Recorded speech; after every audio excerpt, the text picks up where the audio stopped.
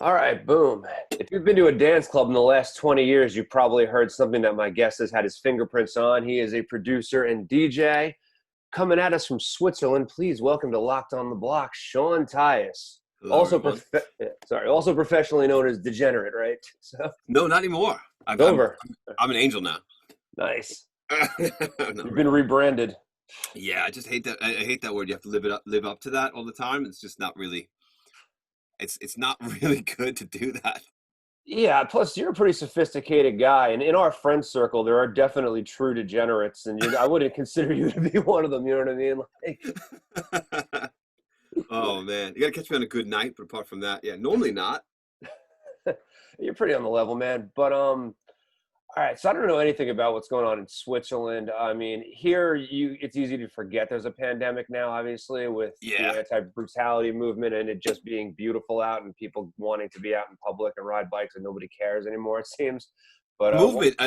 Apparently, that was the cure all this time. Who needs a vaccine when you got a movement yeah. to bring in, and everybody just forgets about it. And the funny thing is, there really hasn't been a spike there yet, just yet. Well, it's going to take a bit. I mean, after Memorial Day, we were seeing like places like Arkansas and Florida and Texas where people were like in the Ozarks all like rolling around together in the lakes. It seemed Party like it went Cove. up after that. Yeah. But I don't know. I mean, we're probably going to see something maybe in, a week or two. But also, people are out in the sun and, maybe UV kills it. Who knows, like, but what It's was Switzerland like during Dude, it? we started school 5 weeks ago. When my kids started school 5 weeks ago. My wife's hair salon opened 6 weeks ago. Um, of course, she has to have every client come in, immediately sanitize. She cannot take their coat, though that's becoming less and less of an issue because it's now June. She can't like touch their property. And the clients have to have the customers have to have wear masks, as does she, which blows if you're gonna do a full day in the salon. And every single client, every customer means a different mask, of course. Yeah. Um, and no, not just for them, but also for her. Yeah. So, and in terms of school for the kids don't go to school with masks. And this all kind of came really quickly, where the health organization here in Switzerland said, "Oh, all of a sudden, by the way, grandparents can once again hug their children, but don't babysit them." So that was really a weird. It was actually part of the same article, and like, don't babysit them, but you can hug them, so you can have intimate contact, but you can't keep an eye on them. It's weird. Well, I But guess you're not supposed to lately, be prolonged indoors, I guess. That's I, like the thing. yeah, that's true. I mean, like it's the prolonged exposure. It's like in terms of 10 to 15 minute exposures as opposed to tapping somebody on the shoulder at a supermarket. Yeah. Of course, sneezing all over somebody's face, that doesn't need any prolonged exposure. You just done your deal there. But currently, as of yesterday, the active cases that are reported, tested and positive, are 336. No, 341. It went up five because I guess just a couple more people reported a new case as opposed to recovered. But it kind of it always tends to go down for 2 days and up one day here for the last 2 weeks. And now we're under 400 cases, which is sick. It's interesting to think. I never thought we would be like disease analysts in 2020, where we'd be studying these charts day to day and I constantly, monitoring the ebb and flow of infection rates versus hospitalization rates versus ventilator rates. I mean, it's a crazy thing to like be so invested in. And do we really even understand most of us what these things are saying? I mean, plus Not really. how many people are even getting tested? So I mean, how much does it reflect reality? That's Like, that's a big thing. I mean, like, yeah. In terms of the fact of why are we analyzing this, we got fuck all else to do. bro. So, I mean, that kind of it makes sense as to things that keep, like, I wake up and that's the first thing I do before I even make coffee. I'm straight onto the worldometers chart. How's Switzerland doing? Okay, how's USA doing? Oh, really? Fuck. And then I mean, I think you could look at what the USA is doing in any regards now and be like, oh fuck. I mean, yeah, it is a shit show. yeah. And look, we had a lot of time to fix these fucking problems, and nothing was really done about it. And of course, you're gonna get to this fucking point, where it's enough is enough, and people are. I mean, I saw a really powerful demonstration on Saturday going through Kew Gardens and Forest Hills. Must have been 3,000 strong marching, and it was Okay. in general it's been peaceful. People have been doing the right thing. There the first couple of nights there were some provocateurs on I think, on every side, which kind of escalated shit, but Oh man. that's kind of over, I mean. Okay. Okay. Yeah, I think that phase is kind of over. Now it's in terms of, you know, people protesting relatively peacefully. I think everyone's kind of getting along again. But yeah, I mean, we had this conversation a couple days ago, like where it says, oh, change needs to happen and everything, and nobody really has the solutions. But you came up with like instantaneously good solutions. Well, I'm always thinking about this kind of stuff. Again, I'm not anti-police in any regard, but I think you can't have law and order without justice, obviously, and I think, yeah, the taxpayers shouldn't be paying for, police misconduct. It should come out of the salaries or the pension or something. And if they were on the line for that, I think there would be more regard. Things are still going to happen. People make mistakes, people are humans, whatever. People are under stress. People are not trained enough, maybe, but I think knowing that the public's not going to foot the bill for things would make a big difference in the approach to stuff, and I think it would make it better. I don't think they're going to be hands tied in any sort of way with that.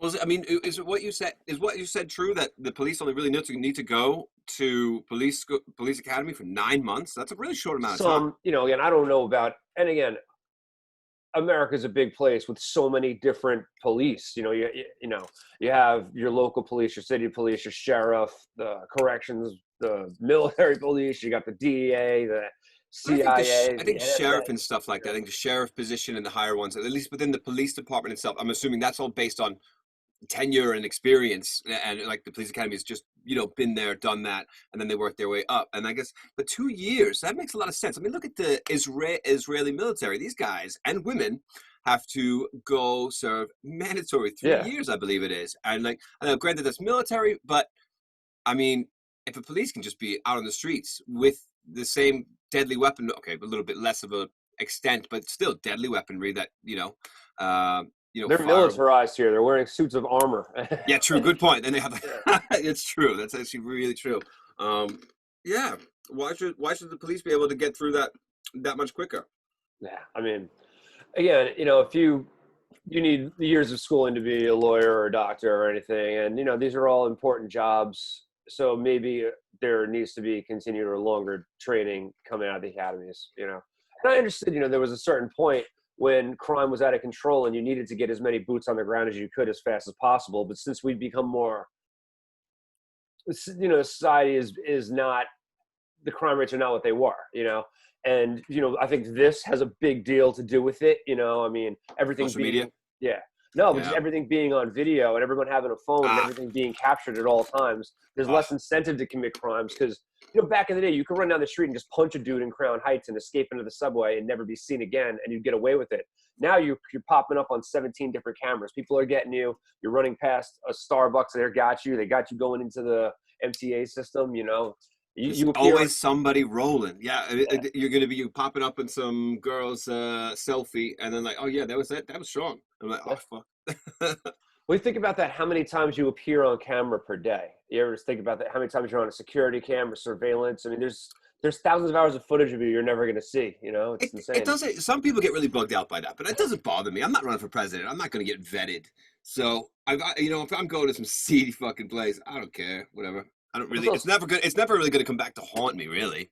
But people are always like, I don't want to live in a surveillance state. I'm like, you do live in a surveillance state. I mean, and not only that, people surveil themselves. There's crazy people that post fucking 25 Instagram stories a day of their freaking boring ass lives that no one gives shits about, but we know everything about it in what 15-second bite-sized chunks. Well, I mean, like when you look at some of these stories, people, and you have like the dotted line, I'm like, fucking mute their stories because they have like they're just trying to I don't know, what are they trying to show?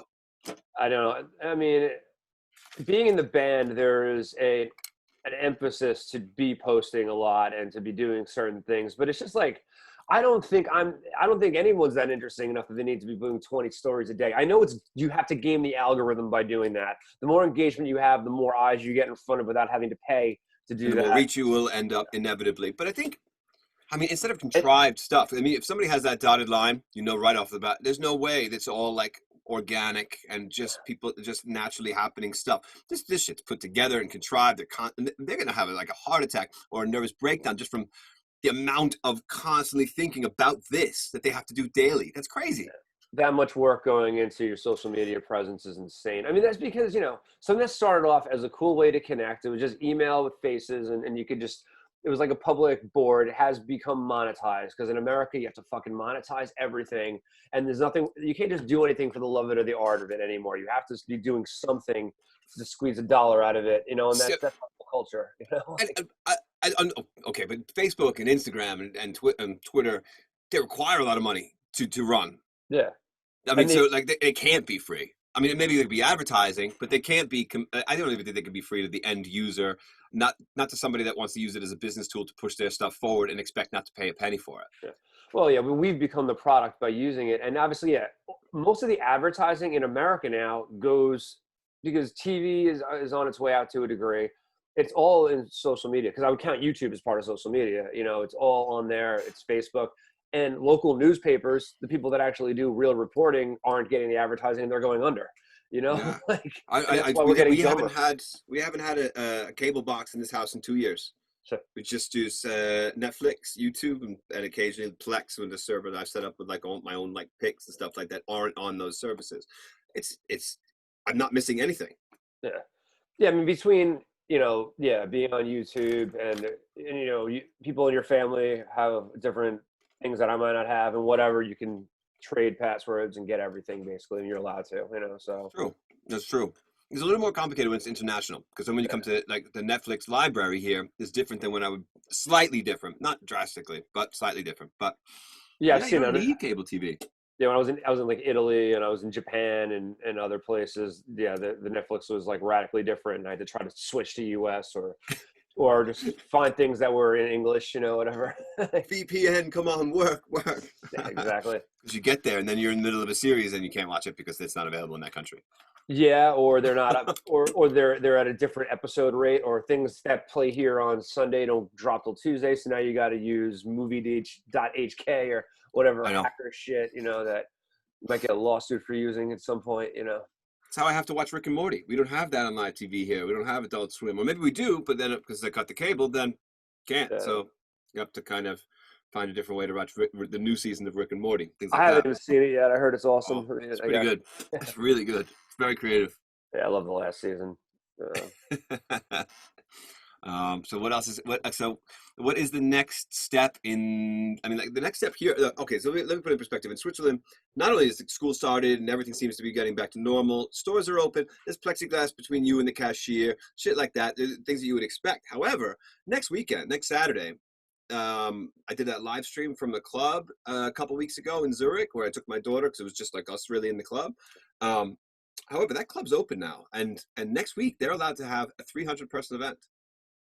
I mean, how are they going to monitor that though? 300 people could all be bunched up to the front, instead of being dispersed throughout the place. Seems like a good idea, but I mean, they're going to be like turnstiles for different areas, like they would tracing. You have to give your information when you basically buy your ticket. You got to give your phone number and your email address. So if there's an outbreak to do with the club, the person who gets it's got to call back to the club, and then it's resent out for everybody that was there to it's a required quarantine, but good luck enforcing that. So it's a recommended quarantine. And we officially opened today in New York City in phase 1, which I think just means there's going to be a shit ton of traffic because people are afraid to take the subway, and Wall Street's not letting people use mass transit. I don't know how they could possibly monitor that, but supposedly they're all taking like some kind of motor pool, which is, carbon emissions were down, and now between graduations being canceled and everybody having car parades pumping monoxide, now we're going to have that on top of it. And I bet the Segway scooters are selling like hotcakes right now in Manhattan. You can't even. Those are probably illegal here. Electric bikes were illegal until this pandemic because they realized, we need everything delivered. So let's stop pulling over and busting delivery people. Now actually they're heroes. Like. Wow, electric bikes were banned in New York? Yeah. Wow. Okay, that's like pretty standard here. Like I don't have one because I do believe in actually having the pedal where you got to go, but it's great for old people that really want to feel like they're still doing exercise when they're really not. You could have pedal assist. Everything's half measures. You just got to wear a condom. You got to do this or that. Like there's always some bullshit caveat attached to the laws here. There's always some loophole instead of just making it obvious. I mean, how many people are getting hit by electric bikes? I don't know.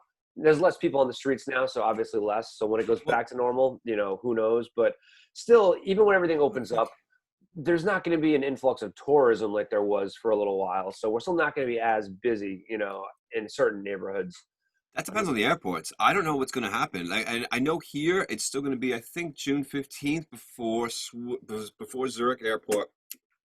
I think, regardless of airline, can service other countries. Now, I know from Zurich, I think there are three flights a week to Newark still, but you had to be a U.S. citizen or have business in America with a yeah. full work permit and everything. Now, having said that, because America is such a hotbed right now, I don't even know if coming back here that would grant you a 2 week required quarantine. Probably. Yeah, it's Well, like going to China during the middle of it. I've seen Iceland now you can visit, but if you pay, everything being monetized, instead when you get there, you can be quarantined or you can pay like 115 euros or some shit, and then they test you immediately and grant you your status. But if you test positive, you're screwed too, right? So Yeah, yeah. So if you test positive, then what happens? Do they throw you in a room 2 weeks and feed you? yeah, but what if your vacation's only for a week? Like, Man. yeah, I mean, right now, and obviously with the xenophobia here, they're still trying to ban flights from China. Meanwhile, the East Coast got ravaged by a strain that came from Europe, not Asia, anyway. I mean, so Well, it's only well I mean that's not completely fair to say no, that because the European that caught it had got it from China. So that come on. It's just a chain of it's a chain of how things work. China's far away. Okay, not too far away from the West Coast, of course. But it's very far away from the East Coast. yeah. But hey, man, the Italians' entire cuisine came from China, so things move along. The Silk Road still, it'll get you. Yeah. Yeah, I'm still loads of shit from AliExpress, but what normally takes 3 to 4 weeks to come is now taking. That we had like these Lego things for the kids. That, like they're asking me every day for 3 months. Took 3 months to arrive, and they came. I thought they were lost. I was requesting refund, and they were fighting me on it because they always fight you on refunding Yeah. there. And then just a couple days ago, they show up in the mailbox. I'm like, get out of here! And the kids jumping nuts. I've seen a bunch of things that I ordered. I've been charged for because they shipped, but they like a label was created. They've been sitting at the point of origin and haven't gone anywhere. So I think that's a good way to squeeze money. Uh, Yeah, there's well, they basically you have to wait for it's like waiting for a free seat on a free bus, or like flying standby. Your package is basically flying standby, and it yeah. just keeps getting bypassed and bypassed. Sometimes you get the lucky things from AliExpress, but I prefer AliExpress 100 times over Wish. Wish is balls. Yeah. Well, I don't even know if you can use Ali I'm here. Amazon controls everything, but it's the same concept. But Amazon, at least Amazon has a bit more quality control. I mean, your quality control on AliExpress is a bunch of Russians with translated reviews into English. Came good, took long time. May buy again from seller. Like that's the reviews because everything's translated probably with the WeChat from China into yeah. Well, So it's probably the same people that are controlling the political discourse in America.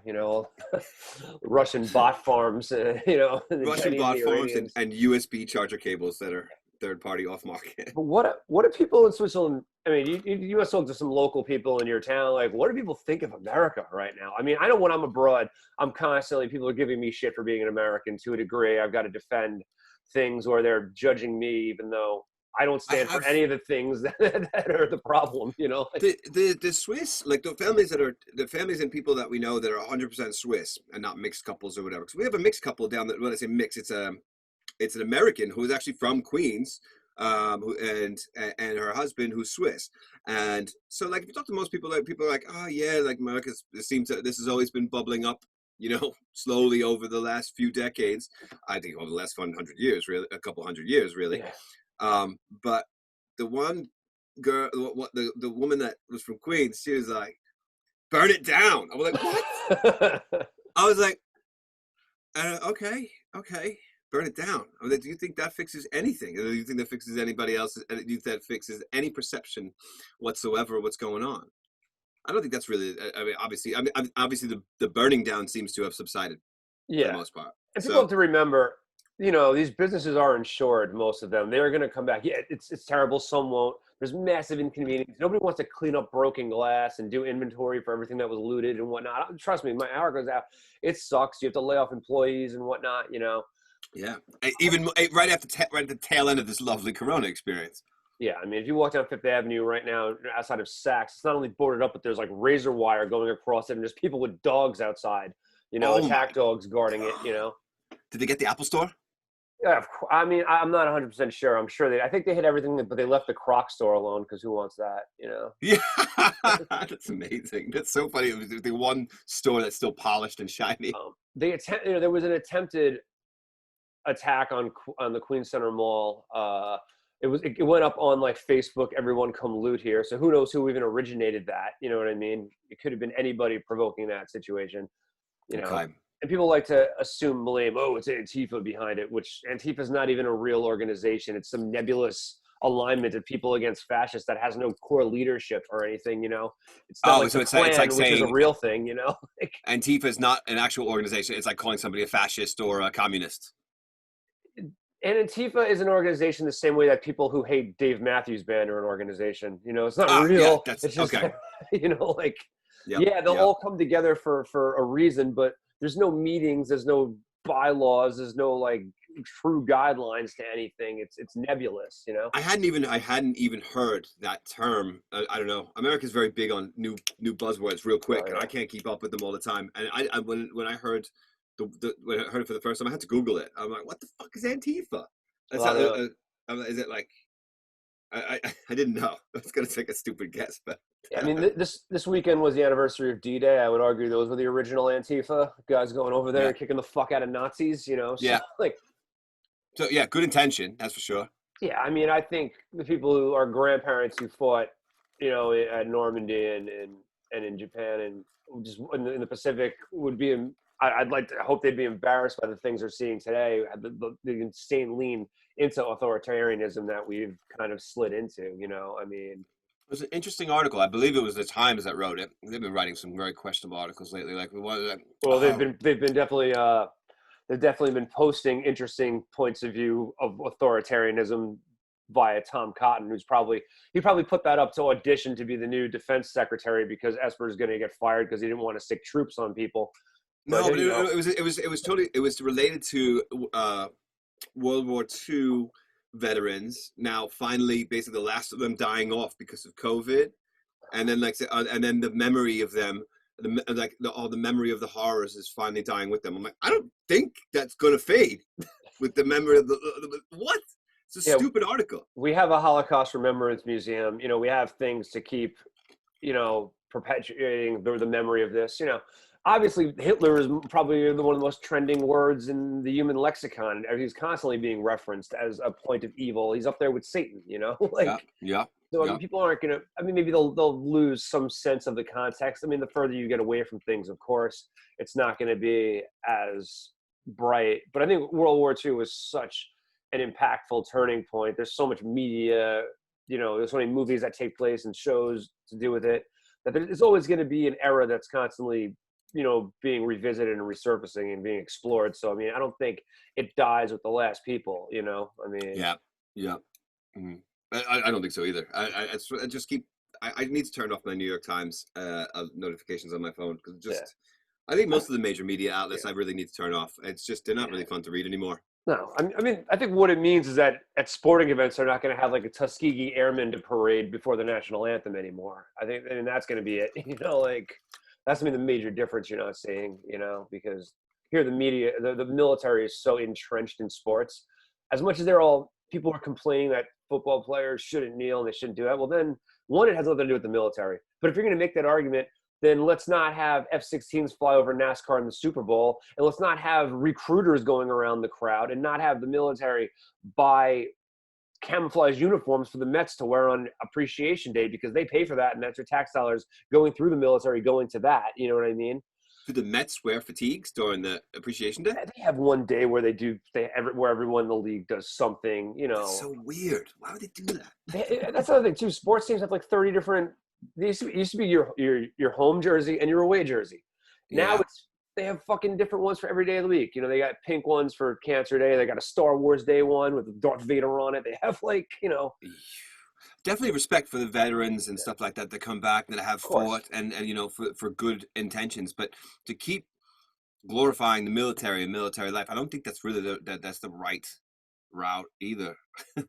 Look, I mean, it's a good career path for some. Obviously, it does help with college. You get like discounts, and you get certain things to help you through society. Obviously, and it's a respectful thing. But Of yeah, course. the glorification where it becomes worship, I think, as opposed to just respect, is a different story, and it has to be held. Again, I think people of authority, like police, military, have to be held to a higher standard than the rest of us. Like people, like you know, the police and the military have to be held to a higher standard than a criminal. They It's have to be Yeah, of setting an course. example. They're not just allowed to have guns; they're Yeah, trained to use them well. yeah. I mean, and there's a lot of people who just want them. No, they get respect, no standard, whatever, and that's how you get war criminals. And we Yeah. have them on the streets of America, strangling people to death. I don't think there's any difference. Like No, probably not. Probably not. Uh, yeah, and we it's the change. The change that people are, desiring is going to take decades as it is. But I mean, decades would be quick. I mean, it's a lot of shit to undo. yeah. I mean, you could start by getting look, you can start by having better HR in departments and just being like, look, if you worked at any other job and you were outed for being at a Klan rally or for even saying a terrible thing on Twitter, you're going to lose that employment so fast, which I don't agree with that. I think it's one of the things that was a conservative tactic that started with trying to get the Dixie Chicks thrown off their label when they came out against George Bush in the war. Okay. And now it's been adopted by the left that anyone who makes any sort of mistake on the wrong day needs to immediately have their mode of employment taken from them, and be a social outcast. And I think that is what's led to some of the conservative rise as a backlash to that, which I Hmm. can agree with. I mean, I'm very left leaning, but there's certain things on the left that I'm like, I think are nuts that I won't get behind. And look, if someone's doing a bad job and putting people in danger, yeah, they should lose their job. But if they said something stupid on Twitter one day, I don't think the thought police need to be taking them down for it. Everybody's allowed to say something stupid. Usually, I mean, it's actually usually due to alcohol. I Yeah, know of I've had course. some fucked up posts where at 2 o'clock in the morning after 2 bottles of red wine, and all of a sudden I'm just really off base. I'm not even sure I understand what I'm saying. So, Yeah, like, it's funny to go back those next mornings and see. So everyone's allowed to say something stupid from time to time, but I mean, okay, I don't want to say that. but it's how we learn. How else? If you say something stupid, that it's an opportunity to start a conversation. Be like, yeah, maybe you shouldn't say that. Maybe that is hurtful to other people. But if you're instantly made a pariah, that just fortifies those people because now they're not being engaged with. They're stewing and thinking about how they're right. That's And a good that's what point. creates this. That's a good point. Yeah. I mean, and I mean, I find too that and also with this whole communication we have now via text, through Twitter, through Facebook, where things are being written down, it's very Yep. easy to things get lost in translation. I know if I'm having a bad day, I might read something innocuous, but think that it's loaded. I might read something as being angry that isn't, just because that's where I'm coming from. And I find that the people who engage with me on social media, who are always like telling me I'm wrong or coming at me, 9 times out of 10, they didn't even understand what I was saying in the first place. And I'm trying to just, as diplomatically as I can, you know, bring my point across, and still I don't think it matters. Some people just want to be contrarian or just own me or prove me wrong. And maybe I am wrong. I have learned, but I've Well, definitely been very incorrect about certain things.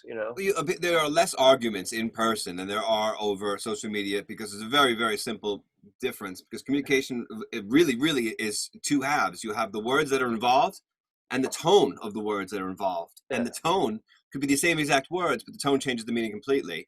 Oh, It's yeah. said two different ways. And so that's why there's less arguments, because the understanding is better. I mean, look at a dog. You could pretty much train a dog.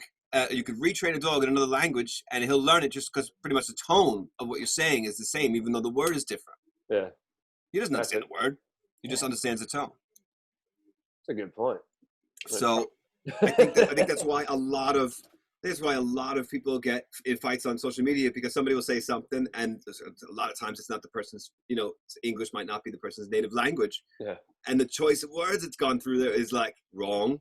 And then the shit goes, hits the fan. There was a misunderstanding, and then they both start misunderstanding each other, and it just gets worse and worse. Happens Well, all the time. in Europe, is it as crazy as it is here, where somebody makes a misstep and they're immediately like thrown from the island?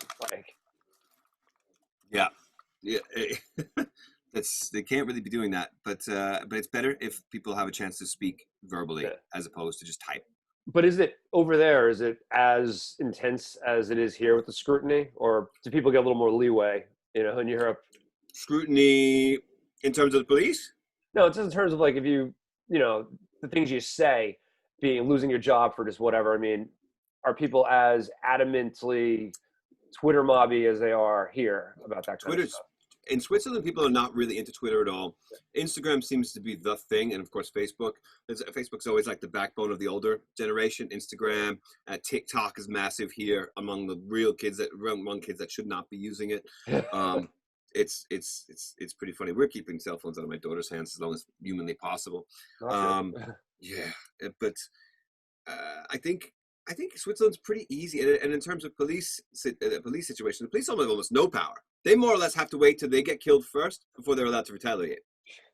Yeah, I don't think things need to go to that level, but Yeah, that's the other extreme because yeah. the police here are more or less just there to write out accident and fight reports. Are they even armed? Like I know, and like They are, but for them to grab that, it better be like somebody with a fucking bazooka, and in his back pocket there's a machete, and his friend's got an SMG, and everybody's ready to go, and then you're allowed to pull your pistol out, probably. Yeah. Well, and Switzerland's it's a pretty secure and safe place. It's very wealthy as a country in general. I'm sure that has issues. You're going to have poor people in the richest states too, but in general, things are pretty chill there, right? I mean, you're not having violent crime is next to nothing. There's almost nothing, and there might be petty theft from time to time, but overall, that's pretty much it. Yeah, I've never witnessed anything violent here. It's pretty nice. Good place to raise your kids, that's for sure. How has that been achieved? It's a really good question, but I think a big part of it, this, the way the government works, it's not just one president; it's 7. I think that's what we need here. I think America should be subdivided into 7 regions and have a governing council of 7 presidents with certain federal laws that blanket all of them. But I think that would. But I don't think it's by region. I think it's countrywide. 7 people that have to converse and discuss and come to, nonstop negotiations about different things. Now, granted, I mean, you could say that probably really slows down development, but in a country where there's not really many issues as it stands, you don't want radical change. Yeah. Once you've already got everything going pretty good, there's not a need for it either, It's rolling pretty good. Yeah, that would be interesting. Trump having to share the spotlight with 6 other people. How would that go? Well, he's going to have to do it anyway pretty soon with the election time anyway, so. Yeah, well, let's see if there is one. Look, it's going to be a wild summer. It's only June, and this is what's happening. And look, we got. It's not even hard. It's like just the beginning of hurricane season. We're already on the 3rd storm. So things are coming. Who knows, earthquakes, fires. The next major incident that gets everyone in an uproar. I mean, it's a long way to November, so we'll see what happens. In U.S. history, you would know this, but more than any. In U.S. history, has a president ever stepped down? Yeah, Nixon resigned. Nixon, okay. I'm trying to think of anybody. I mean, 4 presidents were assassinated. That's okay. Yeah. But in general, yeah, Nixon.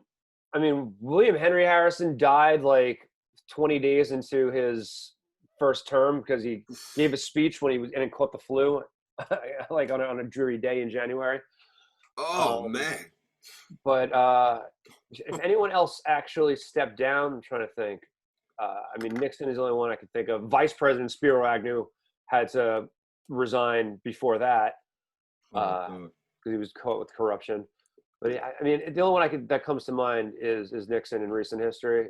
So yeah, I mean, it could happen, I think people, I actually think people dislike Trump more than they dislike Nixon. So that's saying a lot. Well, Nixon was going to be impeached, and he was going to successfully be convicted. Yeah. I mean, the writing was on the wall, and the Republicans then did not coalesce around him the way they coalesce and protect Trump because they know Trump does nothing, and they just want to keep their own power. And he's happy to let them do that, He'll go golfing, he'll send some incendiary tweets, or he'll do his Nuremberg rallies that he does every fucking week in the Midwest or wherever, where they give out $2 beers and they chant racist, hateful shit and wonder why we have cops killing people, Is he still doing the press conferences, or are you having his has his hot press secretary doing it for him still?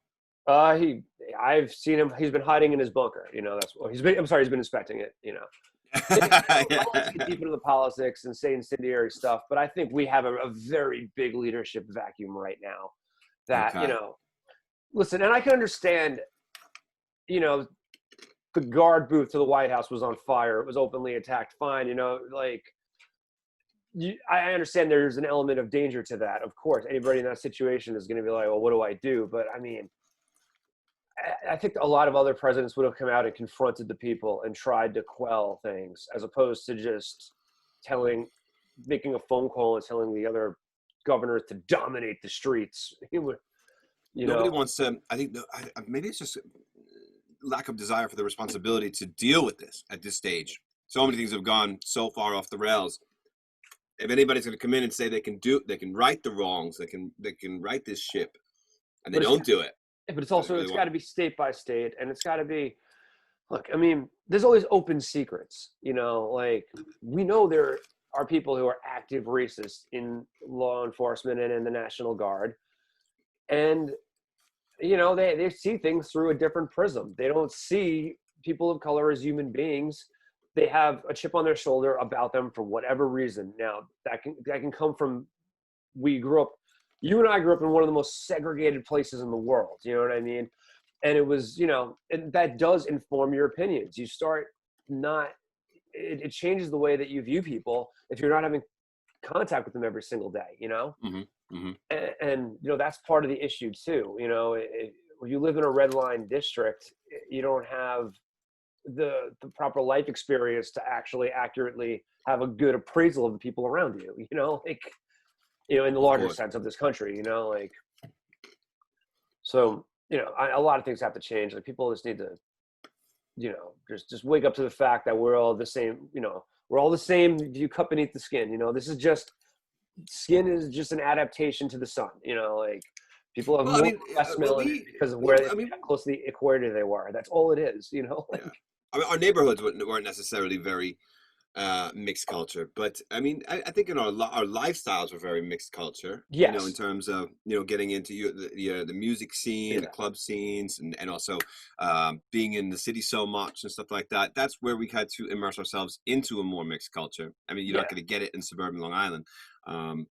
Well, that was certainly it, because that was a passport into meeting people from different backgrounds and all realizing you all have the same common interests. You all love the music. You all love these different movies. You all love this video game. You all have the same commonality, and you're coming from it maybe from a different point of view, but you'll love the same sports team. I mean, that's definitely one of the big unifying things, That's always been, I guess. Yeah, totally. And those are the riots that we accept. After Philadelphia wins something, they're allowed to burn down their city, or UConn, or they can riot when they fire a coach in Louisville or something. That's acceptable, apparently. There's double standards all around. But begging to not be murdered apparently is that's not cool. I don't know. Yeah, this is this is definitely the worst year the world's seen in a long time. But I think it's been just kicked up a notch in the last 2 weeks. Just we need more empathy. That's all. Just try to see things from someone's point of view a little bit more. Everyone is going through a day. Everybody's dealing with something.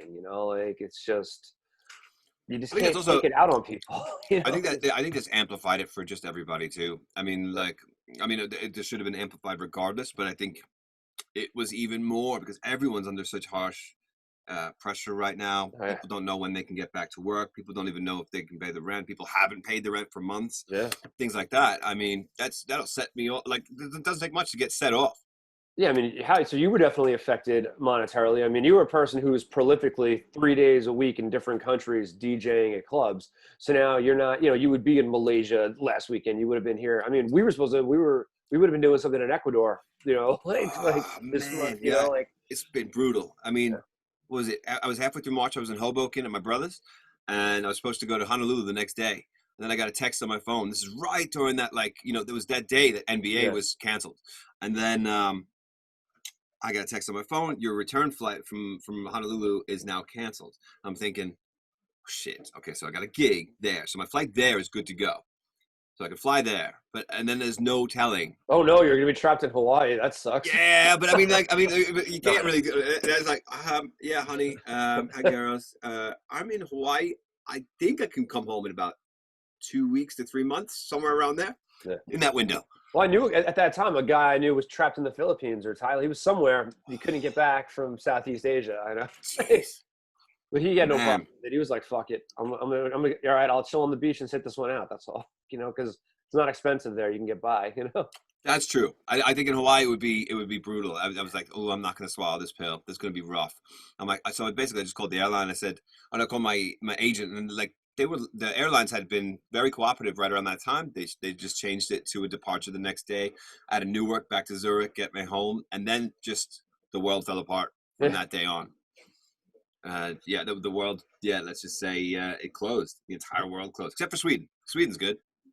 Yeah, if you're not over 60, Sweden is good. Yeah, definitely. Yeah.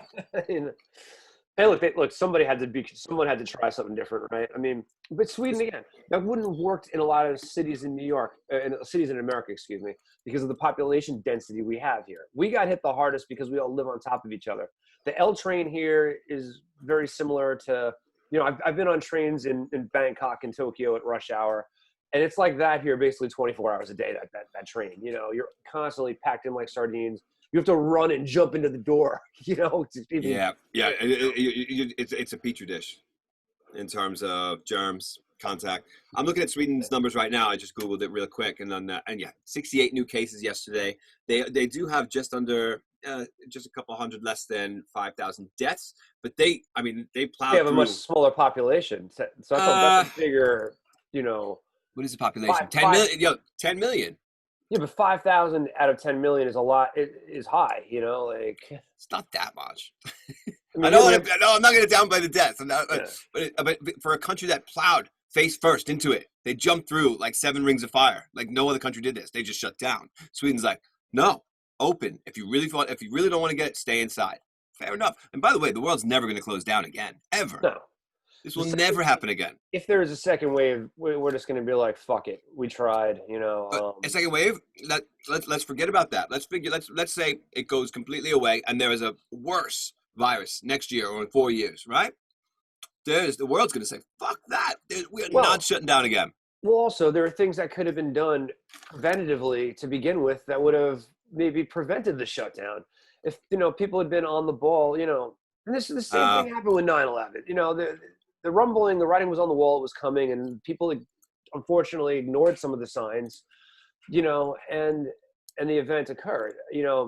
Having people on the ground in these, in places like where this could happen, identifying this issue and getting ahead of it, would have been a big deal. And again, we could have closed earlier for less, if we would have closed New York City 1 week earlier, it could have saved the lives of like between 20 to 50,000 people, I still feel New York City closed down pretty early. I'm definitely earlier than most other states. No, but California was already closed for like, I think 7 or 8 days ahead of us. You know what I mean? They were. That's true. And also we closed, but certain things didn't close. They dragged their feet on closing down playgrounds and shit. People were still playing basketball. People were still doing things that were leading to getting sick, And playground also, thing, I remember that. And that first week, that first week was when all the panic hoarding ensued, and all those people all crammed into the same place, all infecting each other, probably. Yeah. And nobody. I mean, also in the beginning, it weren't like it was really hard to get your hands on sanitizer. It was hard to get your hands on masks when people were hoarding those. So that's, people nobody have wore 500. masks. Nobody wore masks. And to be said, I mean, having said that, you barely see any here. But then again, they're so into social distancing here. And like, if you have 400 cases, less than 400 cases active in a 8 million person country, you're not going to be too overly concerned. Yeah. Not really. You got a better shot at probably getting hit by a bus. Yeah. I mean, we don't have that luxury, unfortunately. I mean, right now we're still leading the league in most deaths and most infections, with Britain behind us, but now Brazil's creeping up pretty fast. Isn't New York alone higher than China? New York alone is higher than a lot of other places in the world. I don't know specifically. China, I don't believe their numbers. No, So I don't believe the numbers at all. They have new. How many new cases they got since yesterday? shout out to 4. China who can't watch this. Yeah, I mean, Amazing. 4 new cases. Good job. How is that yeah, possible? I don't know. With 1.5 billion people, they got 4 new cases. That's really, even if you're doing well, that number is just impossible to swallow. Yeah, maybe they have a lot of zinc in their diet. I don't know, but it's just That's the what have you, secret. what That's have the you been secret. able to do? I mean, I mean, I've seen you do some teaching through here, and you can do some kind of virtual sessions. I mean, I saw in Germany there was a rave where a guy was out of a T-top on top of a car, and people were like going crazy through their roofs. I mean, is any of that shit going on? You have any drive-in raves or like? I've just been just sort of like doing a little bit of ghost production, a little bit of remixing, trying to take, the deals that actually pay money Yeah, quickly as opposed to having to depend, 12 months down the line on yeah, royalties. So this way, because if you're not gigging, as somebody in my line of work, you have no income. I mean, okay. So actually, I was lucky. I got my label royalties in at the end of April, which was like couldn't have been the best time. It could have been the yeah, best timing possible for it. And then I have to say, the Swiss government's been pretty good. yeah. We're getting quite a bit more than this $1,200 one-off thing that I don't even know how that works. Is that not more insulting than anything else? I mean, I guess I could see a lot of people going out and buy a fat TV with that. Yeah, listen, people appreciate the money, don't get me wrong. I mean, I think most people are paying their bills. I think people had to buy a lot of extra supplies on credit. I was out of work.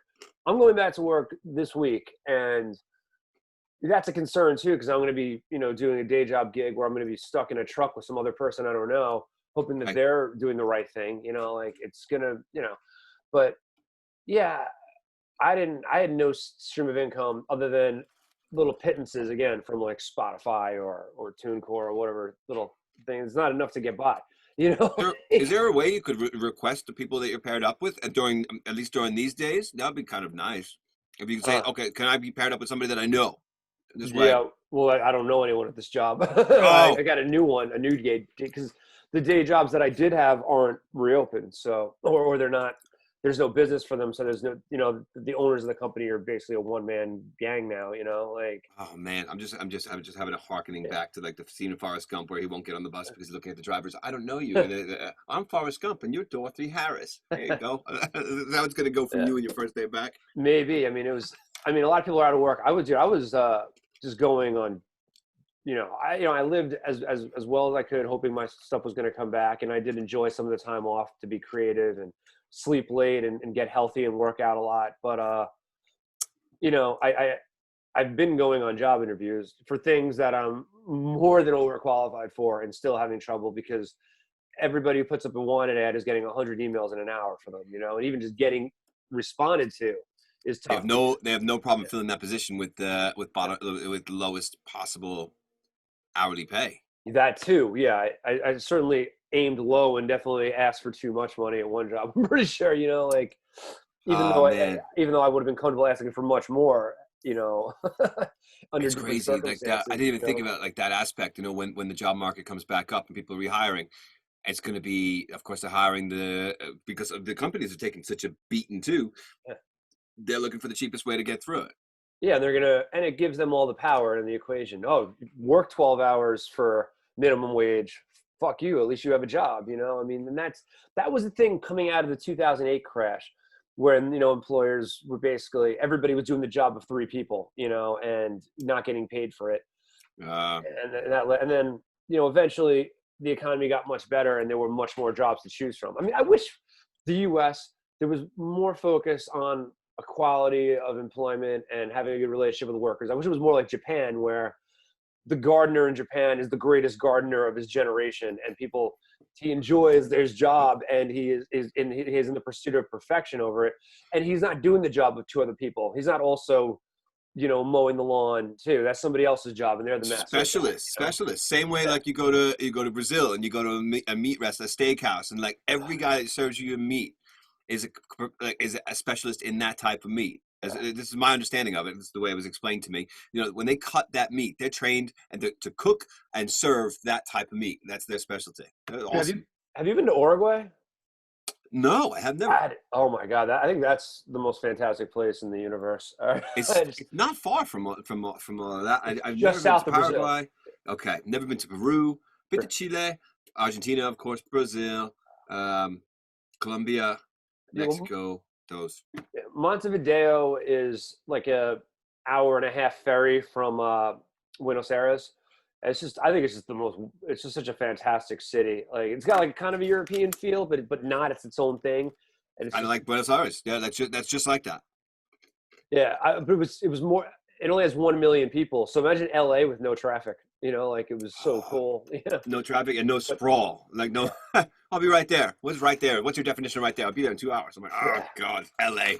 The definition of right there. Horrible. just getting over the hill on the 101 if you're coming from North Hollywood to like past the bowl, forget it. On a Friday night, try to go to Hollywood, it's a nightmare. It is brutal. I But prefer San Francisco. Nice and bite size. Everything's closer together. yeah, I mean, LA's got its things, but just in terms of just driving everywhere, I don't know. New York's got that covered.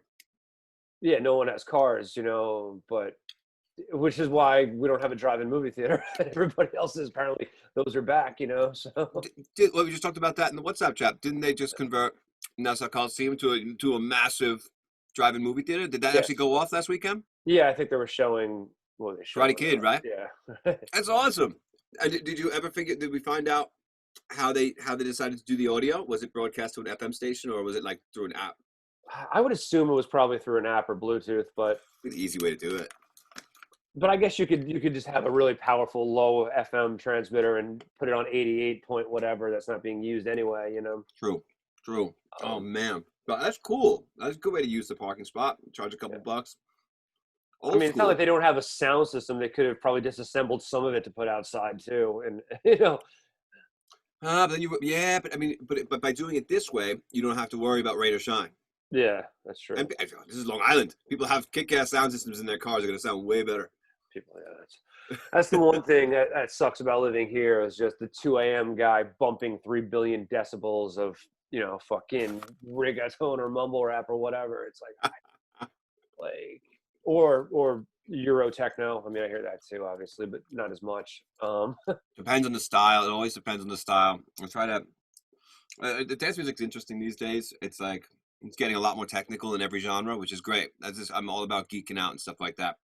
There's very little I can shine a laser pointer on in different various productions and say that sucks because I love doing that. But I'm having more difficulty doing it. But people are finally getting better. Yeah. It's really cool. What's coming up? Like, what are the kids listening to, man? What's the future for the TikTok generation? Like, what's up? I think the kids, and like my daughters, they love future bass and future house start the sound, and I'm not really into that, but it's kind of cool. It's got like that speed garage aspect to it, and it's production wise, it's relatively simple. It's like kind of like cool FM, like frequency modulated basses. And Speed Garage is not a meth lab for the people out there. No. Oh yeah, okay, fair. No, true. That's it's a style of music. Yeah, as is like. I mean, a lot of styles have horrible names. I always hate, like, I used to like it when I first got into it, but trance, I hate the word trance for trance. That doesn't, like, don't do that. Yeah, but Born Slippy still transfixes you, man. You hear that and you're like, ah, Or like Sasha Expander, these are like classic tracks that just do not die. They were way ahead of their time. Like if you listen to Expander now, even Born Slippy too, like production's great. It sounds good no matter what you listen on. Well, they had great equipment. Even look, I mean, I listen to a lot of albums still. I've been going back listening to a lot of things from the '90s, whether it be like Nick Cave or PJ Harvey, and just the capturing those mics. They sounded great. They got great performances, and the machines, the keyboards, the Novations and the Tritons of the '90s, they sound good. Like great. I miss my Novation Supernova 2 keyboard. That was like, oh man, what a regret. I mean, I moved to Europe, so breaking these keyboards wasn't really cost effective. That's always what I've considered. If I'm going to leave the country, how do I get my shit there? Maybe I'll just ride on a ship with it to make sure it's safe. I'm not. I don't take my guitars on airplanes. When we go and record, we drive to Atlanta because of the gear that we're taking. I don't need my pedal board being disassembled by the TSA. It's annoying. No, exactly. But leaving the country, I don't think they care. It's coming in. They want to make sure you're not bringing in drugs, children, or women. Yeah. Pretty much. Or crazy pets. Oh yeah, apparently that's a thing too. Yeah, Invasive animals.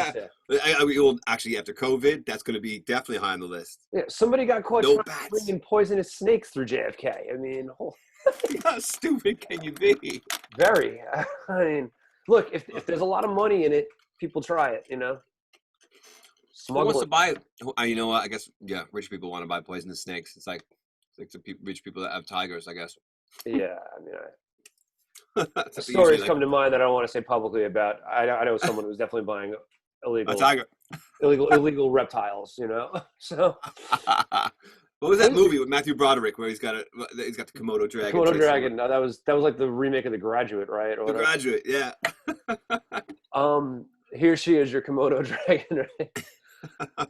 Yeah, I mean, but people had tigers. There's like I think there was like 500 tigers in private ownership before Tiger King was a thing. Like, I mean, remember there was a tiger running down Myrtle Avenue maybe like 15 years ago. It escaped. I mean, there was an ocelot loose out in Mount Sinai, Long Island, one time. I mean, I couldn't stomach Tiger King. I couldn't get through that show. I think this is the weirdest. I can't get down with this. Like, it was almost depressing to it watch was like that show. spending a day in Florida. I like Florida. I want to go to Florida. I'm just longing for the day to sit my ass, park a car on Daytona Beach, and just chill out. But I mean, that's the last place I was Florida. That was my last travel because I do. My parents live down there now, so I got to go visit the old folks' reservations. it's where mine have been the whole time. And talk about it, it's a good place to be. Like, yeah, like, oh yeah, we're on the beach. I'm like, and they're like it's 76 degrees today. I'm like, oh, where do they live? March. Yeah, they live right just so they're not actually on Daytona Beach. The next city inland, which is like only a 12-minute ride to the beach, so Port Orange, and it's awesome. Like, it's so laid back. There's not much to do, but when I go on vacation, I don't want anything to do. I want to sit on the beach every day. Yeah, I'm always having that argument with my wife. I'm like, I don't want my vacation to be a tour with 700 missions and objectives and side quests. I just want to fucking chill. Like, no, it's like, yeah, no work. Listen, yeah, I do. Obviously, if I'm in a place of cultural importance, I was in Italy. Yeah, of course, I want to see the Sistine Chapel, and I want to see David, and I want. That's the one exception to the rule. Then we'll do that tour. Yeah, absolutely. I want to see the Colosseum and the Forum, and I was just thinking about that. When I was at the Colosseum, it was a dreary ass day, and people were sneezing and coughing all over each other. I'm like, even then, that was pre-COVID, and I'm like, oh man, everyone's getting sick from this. Like. But if it's not snowboarding or skiing, that type of vacation, it needs to be on the beach. That's it. And so I don't know what other activity I want to do. We do enough fucking activity every day. I don't need to do more on a vacation. Yeah, I mean, listen, like, I'm in Thailand, whatever. Yeah, I'd like to go see a nice temple. I'd like to see giant Buddhas or water rune or something. But yeah, I definitely want to take trips to the islands because those are just so incredible and it's just beautiful and whatnot. But you don't need a daily jam-packed itinerary. Yeah, exactly. And I also, I never pack, I never check a bag because I don't want it to get lost and be chasing me. I always have a small carry-on. So because of that, I can't hoard and buy a ton of shit either to bring back. I'm always going to maybe I'll buy a shirt or two, and we're always going to get the green tea matcha Kit Kats that you can't get here. Like that's about it. Money saving for a couple of reasons. Number one, you don't have to pay for the check-in fees, and number two, you don't buy shit to bring back, so it's money saving on both sides. Good. I mean, unless you buy luggage there and then you have that extra one that you're checking on the way home, because if it gets lost, whatever, it'll find its way to you. It's not, That's true. It eventually comes. Yeah, and a lot of the trips we do too.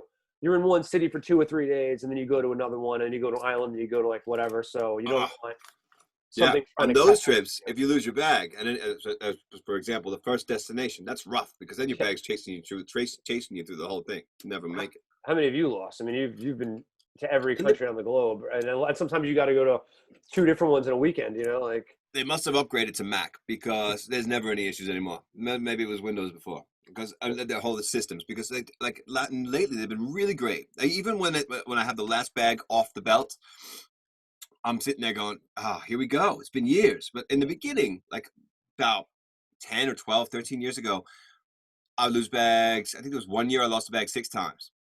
Jesus Christ. 6 times. I'm like, and it always did find its way back. One time it took 2 weeks. JetBlue lost my bag twice. And the last time, the bag got put on I got to the airport early, as you're supposed to, and got through security relatively quickly. And then they put my bag on the next flight that I wasn't on. So my bag arrived at JFK like 2 hours before I did. And then they couldn't put that on the belt. I had to actually sit there, learn that I had no bag, and then go fucking looking for it, like, Oh man, that sucks. and that happened to me twice. One time it happened, I was coming back from LA and I was like deathly ill. I was on the plane. I had like viral pharyngitis. My tonsils looked like snow-capped mountains. I was like in the back of the plane having diarrhea, sticking the whole plane up. It was a terrible experience for everyone, like, and I got off that plane and I had a friend of mine meeting me at the terminal with NyQuil so I can drink it immediately so I didn't fucking die. Oh my God. And they lost my bag. And not only lose my bag, but I was trapped on the plane for an extra half hour because the door broke and they couldn't open it to get everybody to disembark. That happens way too much. That happens really, really often. Yeah. There was one time when my bag went ahead because it was actually kind of my fault. At security, after I had checked my bag in, I was in LA. LA airport security tend to be dicks. I would always try to go out of Burbank if possible. Probably a good move. I mean, they detained me. They didn't detain me, but I was handcuffed because I was wasted at security checkpoint. And I guess I was really bad. And they were asking me like, oh, has your bag better? I couldn't even answer the question. I didn't even know what the guy was saying. And probably he didn't know what I was saying. So then they basically detained me. And I went in my phone. I'm like, come on, you got to let me go back. I want to get back to my family. And I reached from my phone. Don't ever reach in your pocket when you're getting in trouble with the police. So, boom, on the phone, I'm on the floor, knee in my back, hands behind my back. They just wanted to hold me as long as they could, as long as to make sure I missed the flight. But then I went to Terminal 2 and flew to where I needed to go. And actually, my bag was waiting for me there. It's crazy. Did you just come off of a gig and go right to the airport, like right after a party? Yeah. Oh yeah. That's tough too. Like in Vegas, I've done that. I'm like literally on the plane, fucking tripping out. I'm like, how did I get here?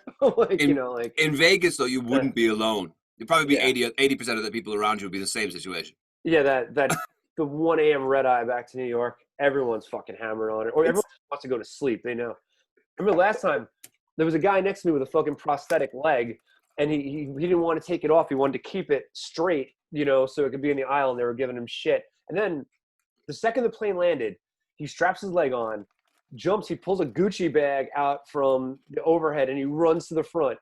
I don't know what he was carrying, like if he had a bag of jewels or whatever, but that guy was like taking no prisoners. Like, probably his extra leg. It's all of that. But typically, they let him do it. He ran right to the front while the plane was still taxiing you. Like, there's a lot of some countries. I noticed some countries are more respecting that kind of rule. You're not supposed to get up until you're completely in stop position.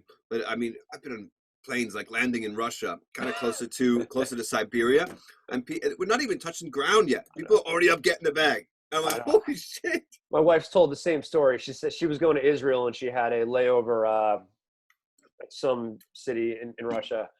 And had to be the Moscow one because you could probably connect in St. Petersburg, but that would probably make more sense. No, it was some city I've never heard of. It was somewhere else, I think. But it was on Aeroflot, and she said that the plane didn't even land, and she said this clueless look, and the guy next to her said something to her in Russian, and then realized that she's American, and then she goes, he realized she didn't speak Russian, and she goes, English? He's like, yeah. He's like, oh, never been to Russia before. He's like, no. It's like, nobody give a fuck. Yeah, it happens every time. I'm like, oh, here we go. And there's always somebody that's like, bum rushing the front of the plane, getting their bags, and we haven't even touched down yet, or we're going super fast on the tarmac. I'm like, wow, it was pretty crazy. I only time I ever did anything like that, I took the Amtrak from New York to LA. I was on it for 3 days, and I was terrified of the person I was sitting next to because he was a certifiable psychopath. So the last 20 minutes, I got my bag and I was at the door just waiting for it to pop so I could run the fucking into the morning, I can get away. Oh my God, that is, I think I've heard this story before. This was a while ago, right?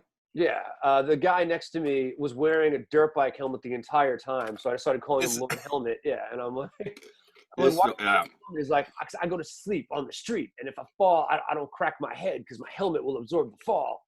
I like his thinking. You can't argue that. I'm like, well, what are you gonna do when you get to California? I'm gonna go to sleep. I'm like, all right. I'm glad you have a simple goal, like whatever. So I mostly spent the entire time in the bar to avoid that guy. But At least that was one. Yeah, that's a long time to be sitting on a his train. phone. I remember he had no photos of like people. He had just photos of like the Boston Bomber and like products and shit. I'm like, all right, this guy's really into meme culture, I guess. I mean, I don't fucking know. Unbelievable. But Well, you got detained in like Sri Lanka or something too. Did you get like did they shake you down or something somewhere? Like, Indonesia, yeah. Indonesia, and I had everything above board. I was there to DJ, did 2 gigs there. I was in the country. I entered, done the shows, on my way back home. Feeling good, cash in my pocket. That was also like a concern. There was like 700 euros in my pocket for the leftover pickup to bring back, and get to the passport control, and there's like, where's your stamp? I mean, what do you mean? It's right there. There's the green one. It says Indonesia on it. It's like, no, there's a supplementary stamp now. But you're supposed to check in with immigration to start your work permission. I'm like, I had a porter that didn't speak English that come and help me through the process when I arrived Yeah. here. So how was anybody supposed to be able to tell me that? And apparently he didn't know that. So tell me what? Like, tell me something. Where is the immigration office? It said it's like about 30 minutes away from the airport. And in Indonesian traffic is insane. There's no such thing as 30 minutes away from the airport. It's like 3 hours. And I'm like, oh shit. I'm like, I'm gonna miss my flight. And I'm just thinking, and then he just flags 2 other officers. They come take me into an interrogation room, which was labeled that too. Good feeling, warm, and so yeah, three little dudes in there and me with my cash in my pocket. And the first question they ask once they close the door is, "How much money do you have on you, sir?" I said, "Ah, here we are." And I said, "Nothing." I said, "Nothing." I said, "I haven't been paid." Like I said, everything was transferred by bank and it hasn't even hit yet on my other side. He said, "Well, we can hold your bags here. And do you have a ATM card with you?" I said, "Oh, yeah. How much do you want?" He's like, 1 million rupees.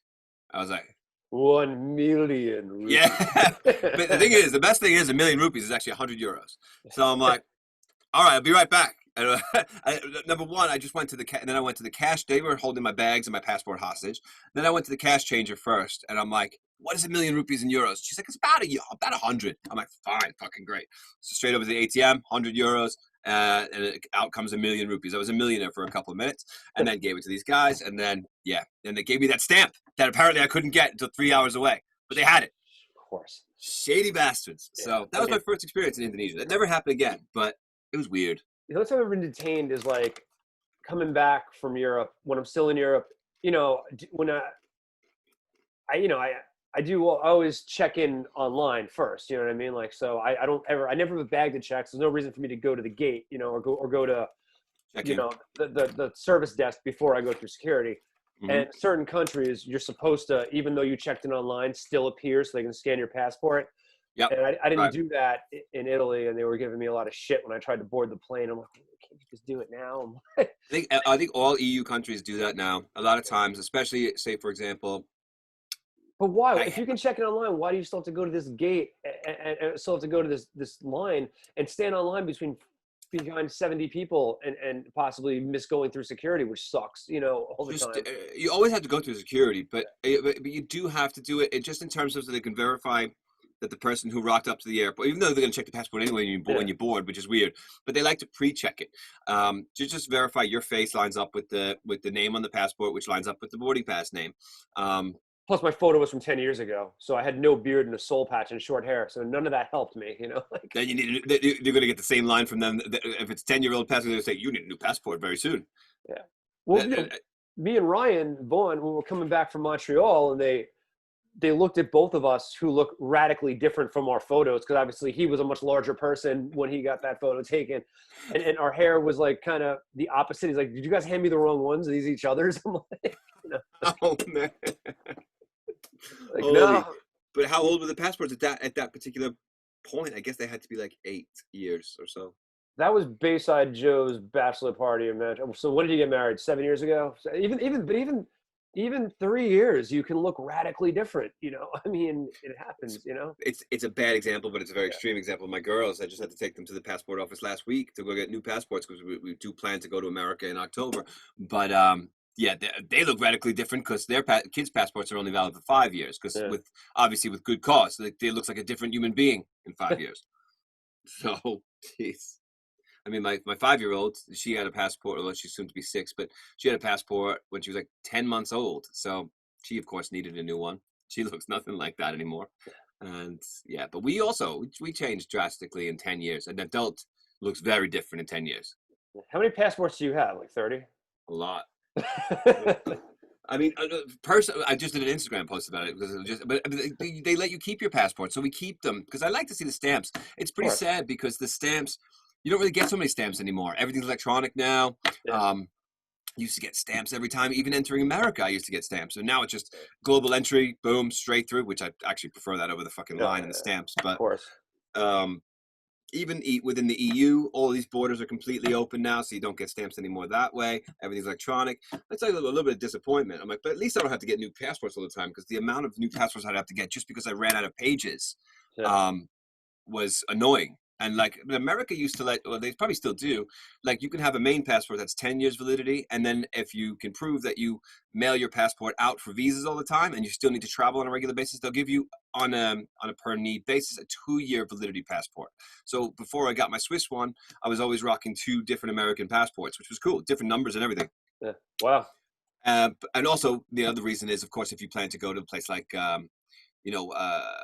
say you go to Palestine and you go to Israel, you can't have passports that share those stamps. Yeah.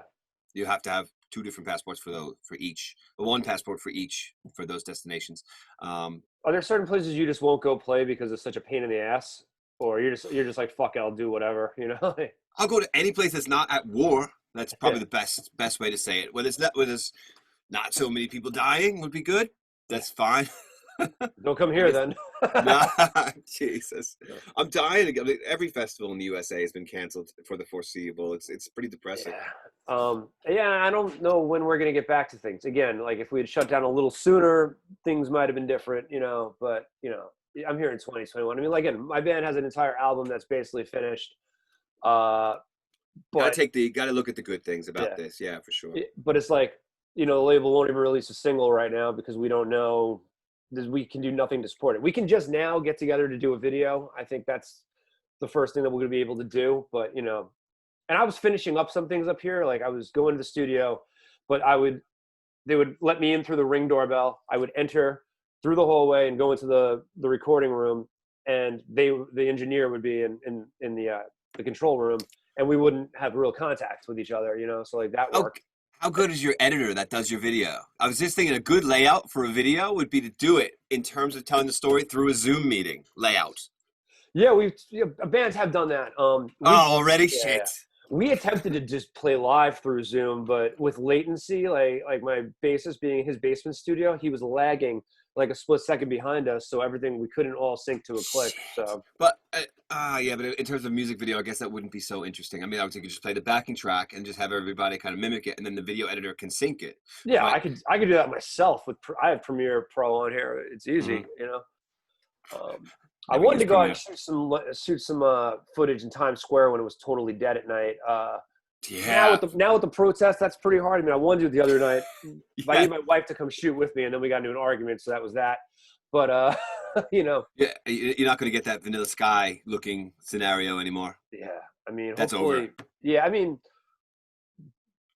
even though things opened, I don't think a lot of the shops and stores are still open. I mean, if we're going to 10 at night, it'd probably still be this situation.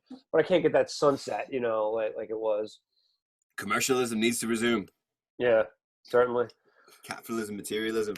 Oh man, I love it. I feel like the States. Well, here's the thing too. I mean, people aren't buying as much stuff, and no.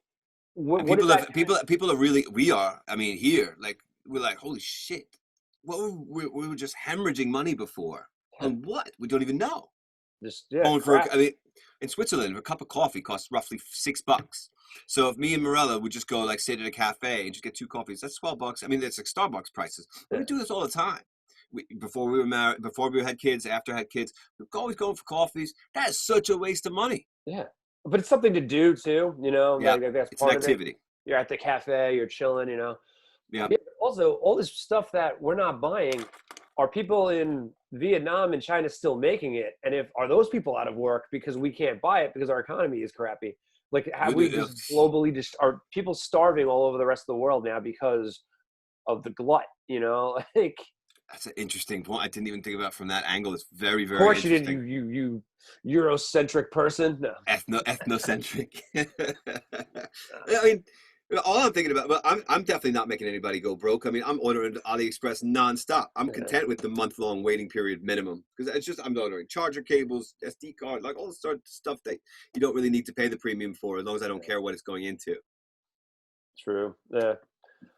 Yeah, actually I gotta get my really good headphones. They still work on Bluetooth, but the actual cable went, so I gotta get one of those. And you remember when they used to be Radio Shack? You could just go down the street and buy that shit, or they were like electronic stores. They still, you could still find them if you dig. Like, I had to go get like a plug got frayed because I was using a hedge trimmer, one of those electric ones, and I didn't pay attention. I literally trimmed the cable, and then I'm like, oh wait a minute, I bet I could do this myself, and it's not hard. You just literally unscrew the whole plug, you cut section of the cable off, you strip the wires, and you just replace them under the live, neutral, and ground, and it was good to go. It was nice. 6 inches shorter, but who gives a shit? Yeah. Fuck it. It was like, this is great. And this is like something like, the COVID time, you're pushed to learn how to do things yourself. And yeah. There's something you would have called somebody for. Yeah, a lot of DIY chicken coops going up and people gardening and doing all sorts of things, And also like the lighting in my studio, I was like, I hated the fluorescent lighting and I had it for over 10 years. And then I'm like, how hard can it be? So needless to say, a quick trip over to YouTube and a quick trip over to the supermarket to buy LED bulbs, and then basically you just got to bypass the ballast by cutting a couple of wires and resplicing, and the ballast gets bypassed, and the fixture becomes an LED fixture. Done. Yeah. And it doesn't burst into flames, hopefully. No. At first, I hooked the light bulb straight away, thinking I didn't need to watch a YouTube video or anything like that, not knowing you needed to bypass the ballast, and immediately it smoked. I'm like, okay, that's definitely not the right way. Let's Google this real quick, and then I saw that the ballast supplies, I guess, I'm assuming too much power, and it supplies power to both sides of the LED. So the little things you learn, but when you need to in life, and if you have the patience to go look it up in the resources that are available to us, you can save a shitload of money. Yeah, definitely. If you call an electrician, the electrician would have come over and be like, yeah, you need a whole new fixture. I can do that for you. Of course you can. Yeah. And $1,000 later, yeah. Exactly. You're paying for his time, and his expertise. But I do got to get rolling because with the time difference, it's now 10 a.m. here and I have a ton of things to do. What is it, 3 p.m. for you? Right? Yeah, 3:44. I have to go back to the Apple store in the city because I got to go. I dropped off my phone to get a new battery. I'm so excited that my phone won't die in 30 minutes anymore. You don't just get a new phone the way we do? You just... No, we don't have these like awesome leasing deals. My brother gets a new the latest and greatest iPhone. I'm still on the iPhone 7 Plus. Well, that's actually kind of mostly my fault because I went and got the Huawei last year and I used it for a year. And then I just got sick of Android lifestyle. The phone was awesome and it had the best camera I've ever seen. But, I guess in the wake of all this other shit going on with Huawei and stuff like that, I'm like, let's just switch back. And so I'm like, okay, I went to the shop. I'm like, how much is the iPhone 11 Pro? They're like, yeah, $1,200. I was like, okay, well, what about the special price for me? Considering I pay like $200 a month for your plan. I said, that is the special price for you. Like, get the fuck out of here. I'll stick with the 7 Plus. Yeah, my wife, I think, just got the 11, whatever. It was like, what the hell was it? Like, I think it was like $1,100 or $1,400. I don't remember what it was. But... It's crazy expensive. I'd rather buy the next phone, iPhone 12, on day one. And no, I'm going to have that for 3 years. And then when you do the math, it's like $2 a day. Who cares? Yeah, I got the 10 pretty early on, and it worked out. But it's something that is worth $2 a day. If somebody looks at their phone like something that they're paying $2 a day for, then maybe they won't have so much of a problem with the initial layout. Like they get so it's a computer in your pocket. What do you want? Exactly, man. Well, you got anything coming up? You got obviously no gigs or anything, but you dropping any records? Anything on Spotify people should be looking for or anything? Or just did a remix last month. I released a remix. Oh no, it was like a month and a half ago. That was my last release, and I have another one coming up in August. But it's been spread out because I haven't really been doing original material during this. Just remixes, engineering work, ghosting, and the lessons through Skype, which I offer. You can probably get more information about that just straight through my Instagram, and you can dig down a little bit, and you'll see different plugs for it. Nice. All right, man. It's good catching up with you. You It's too, been a man. This long was time. awesome. Obviously, hit me up next time you're in New York, and we'll get some beers. Maybe we'll have to drink them on a street corner if nothing's open. Well, by the time I'm going straight. Well, if all things fit together, it's straight to Daytona in October and back. I'll be connecting in JFK for 2 hours, but that's not enough time. God, I don't even want to know how that passport control is going to go, because I normally have global entry, but the family doesn't. So I don't know Yeah, how that's going to go. we're having an issue with preferred global entry in New York because of the rivalry between the governor and the president. Now they're not renewing preferred status for New Yorkers. So when mine is up, my TSA pre-check, I'm going to lose it. Oh, wait a Sucks. minute. But what if I still have global entry for a couple of years? Yeah, if you when it runs out, it runs out. So now I have to use that bullshit clear now. I don't know. You've seen that? You've seen the clear? Like, I've how seen much the does clear cost? kiosk. Yeah, Yeah, it's like costs like $125 a year compared to global 100 entry. It's for 5 years. Yeah, $100 for 5 years, and you get the TSA pre-check for free. That's the best deal there. yeah. So I thought that was too cheap. Anyway, that is really cheap. Well, but think about it. All right, it sucks for us, but what if like you live in Buffalo or Niagara and you commute to Canada to work every day? You know, like you're gonna have a You lot could, of trouble without having that shit anymore. but I'm sure there's something you can get that unites them both together. And besides, when you come back from Canada, Canadian airports, you do American passport control in Canada before you come Yeah. back. So you arrive as if it's a domestic arrival. Pretty nice to do it that Yeah, way, actually. I I like did that. I did that in Ireland coming back. I flew to Newburgh upstate because it was Yeah, but Dublin lets you do that, and I'm like, oh yeah, because my agent's from Dublin, and whenever he goes to America, it's like it's an absolute blast. We do like the fastest American passport control you've ever seen because it's in Dublin. It's like, oh, yeah, it's great. it was awesome. I was at the bar having a Guinness already. I didn't even have to bother. That is the best situation. Yeah, it's really, really good. But all right, man. I'll check you later, man. It's been cool. Yeah, definitely, man. Take care, Brian, and I'll speak to you again very soon. You got it, man. I'll see you in the WhatsApp. Bye, everybody. Yeah, totally. Later. Bye.